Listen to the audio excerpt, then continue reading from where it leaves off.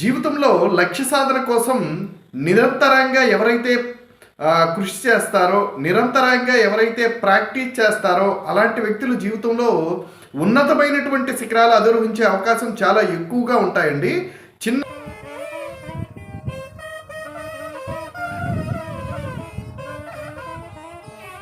పిల్లలు ఒక గుడి దగ్గర ప్రాక్టీస్ చేస్తుండగా నేను వాళ్ళతో కలిసి మాట్లాడడం జరిగింది.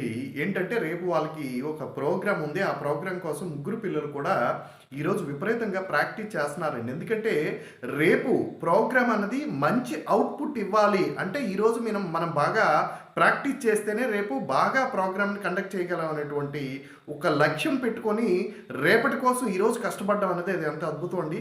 నేటి యువత తెలుసుకోవాల్సినటువంటి విషయం ఏంటంటే మీరు ఉన్నతమైనటువంటి లక్ష్యాలు ఏర్పరచుకొని ఆ లక్ష్యం నెరవేర్చుకోవడం కోసం మనం ఎంతవరకు కష్టపడతాం అన్నది చాలా గుర్తించాల్సినటువంటి అవసరం ఉందండి.